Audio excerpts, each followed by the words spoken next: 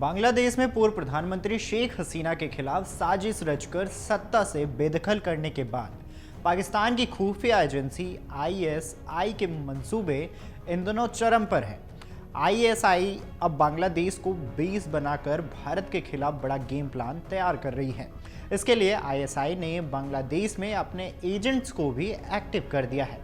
खुफिया एजेंसियों से मिली ताज़ा इनपुट के मुताबिक आईएसआई ने भारत के खिलाफ ऑपरेशन पिनकोड 2.0 शुरू किया है। हालांकि आईएसआई की गतिविधियों पर देश की खुफिया एजेंसियों की पूरी नज़र है। आईएसआई ने जानबूझकर ऑपरेशन पिनकोड 2.0 की शुरुआत 15 अगस्त 2024 को की।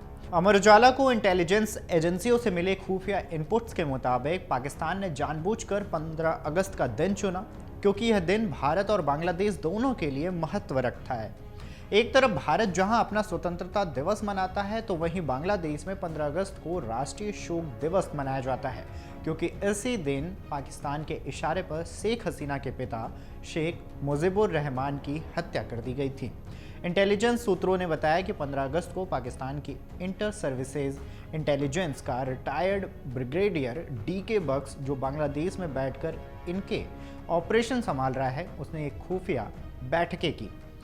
बांग्लादेश के सिलहट शहर के अंबर खाना इलाके में हुई इस बैठक में बख्श के अलावा जमात इस्लाम का संस्थापक अब्दुल हसन मुआहिद, मुस्लिम लिबरेशन फ्रंट ऑफ म्यांमार का लीडर मौलाना अब्दुल कादिर मुल्ला और चंटगांव बांग्लादेश में स्थित हरकत उल जिहाद इस्लामी का लीडर शेख फरीद शामिल हुआ।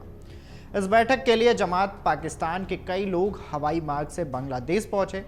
सूत्रों की माने तो आईएसआई के इशारे पर ऑपरेशन पिनकोड 2.0 के तहत बांग्लादेश को एक बेस बनाकर भारत के नॉर्थ ईस्ट को डिस्टेबलाइज करने की योजना बनाई गई। इसके अलावा भारत के सिटी बांग्लादेश की सीमा पर 19 ट्रेनिंग एस्टेब्लिश करने की भी तैयारी की है। साथ ही असम मेघालय सीमा पर घुसपैठ बढ़ाने की भी आईएसआई साजिश रच रही है।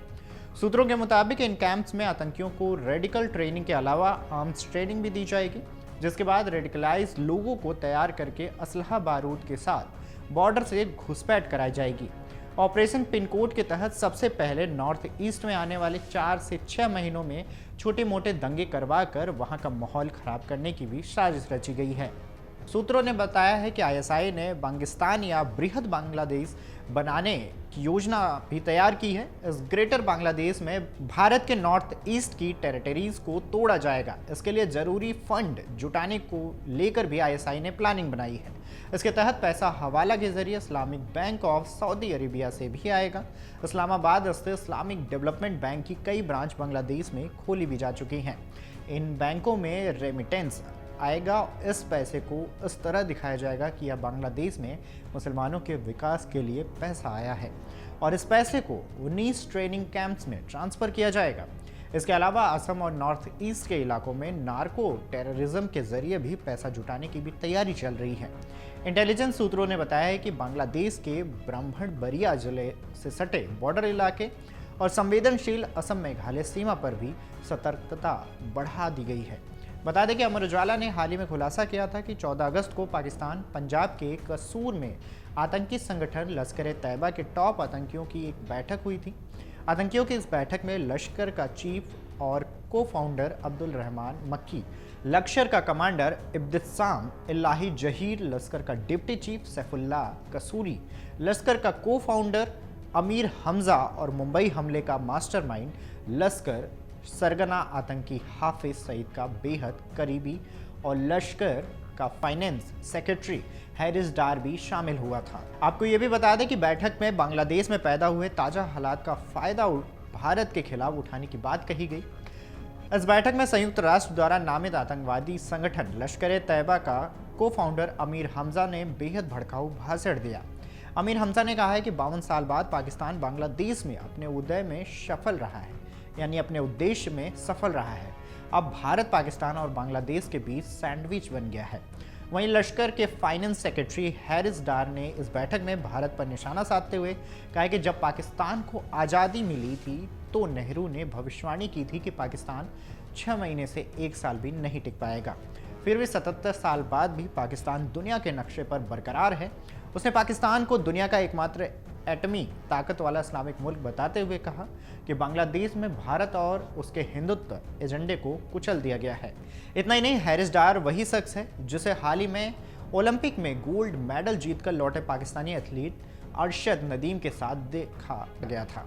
सूत्रों ने बताया है कि हैरिस डार भारत में घुसपैठ करने वाले लश्कर के आतंकवादियों को मेडिकल और फर्स्ट एड के स्किल्स सिखाता था।